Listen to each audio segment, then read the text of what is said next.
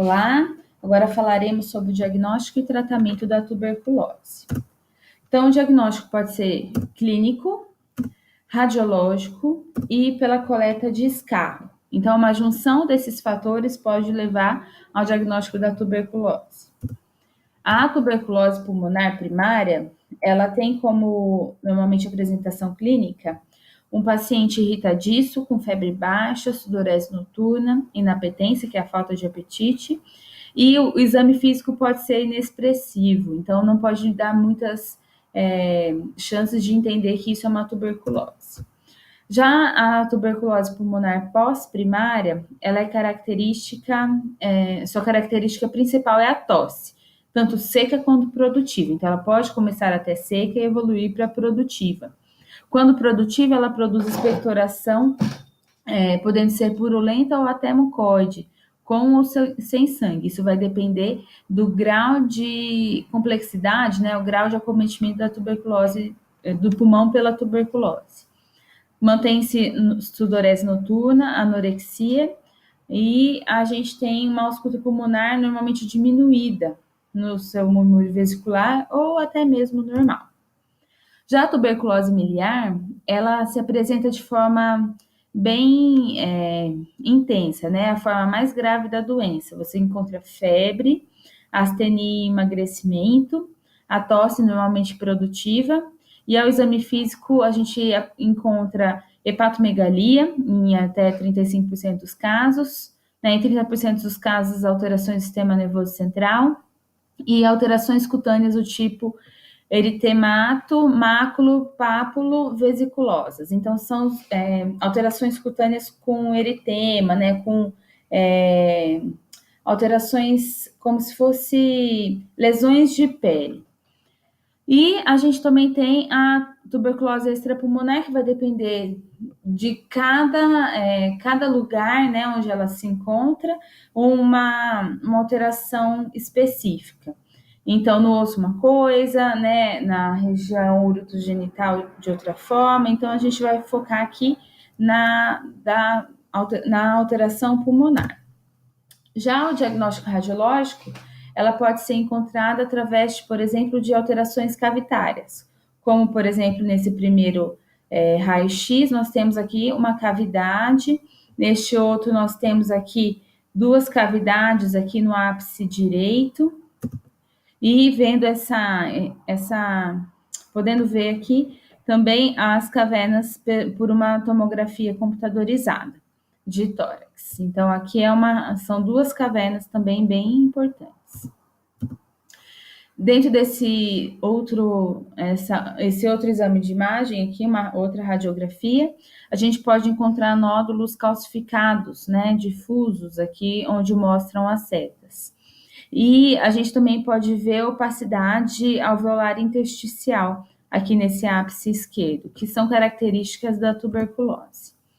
Mas o mais clássico de se encontrar no exame radiológico é principalmente na tuberculose miliar, onde a gente tem pequenos nódulos, né, cheios de secreção normalmente, então alvéolos cheios de secreção, que a gente pode encontrar em torno de 1 a 4 milímetros, que sua distribuição é difusa e homogênea pelos pulmões. E a gente não encontra associado a isso derrame pleural.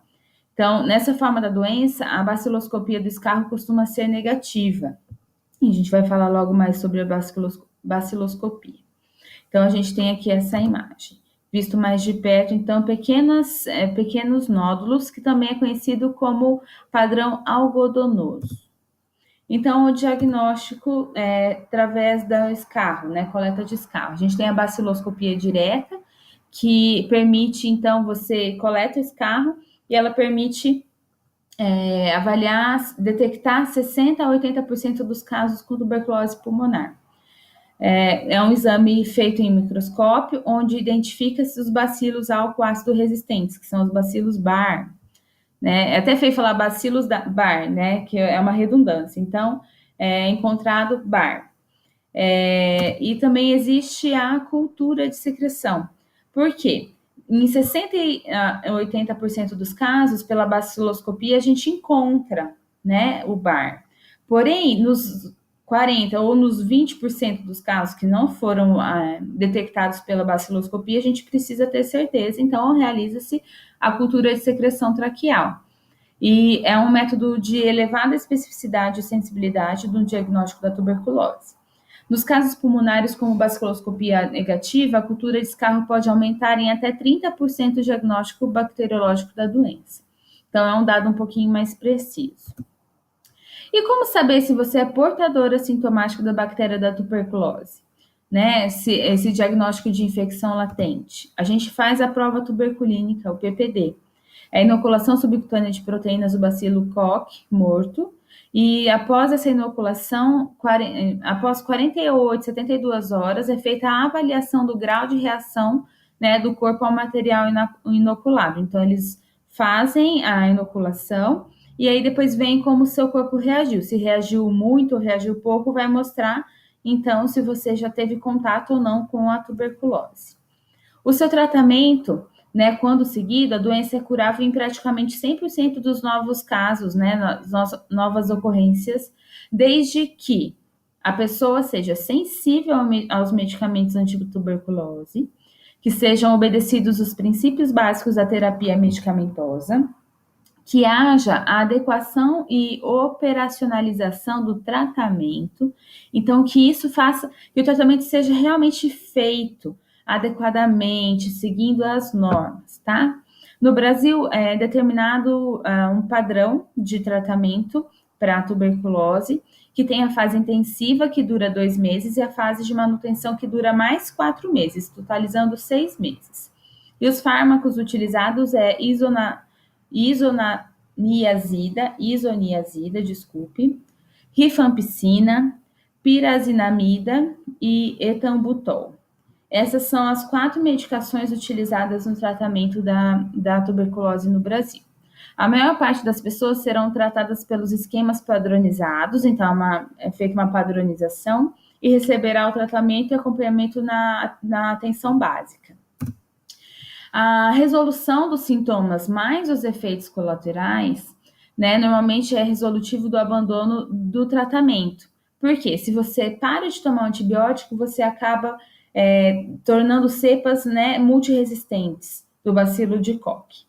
Então, os pacientes deixam de transmitir tuberculose após aproximadamente 15 dias de tratamento. Então, eles já acham que está tudo bem.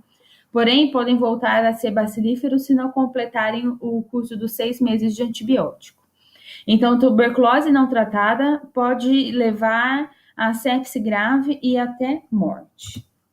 Então, primeiro a gente tem que prevenir, né? Tomar todos aqueles cuidados com os grupos de risco, né? E a prevenção, mas a primeira prevenção que a gente tem é a vacina BCG. Deve ser administrada em todos os recém-nascidos. E a gente tem melhoras nas condições de vida, a gente precisa também das melhoras das condições de vida na população, além de tratamento e orientação aos enfermos, que são formas de evitar a sua contaminação em maior escala. Então, a tuberculose é curável, é tratável e nós precisamos saber sobre isso. Até mais, abraços!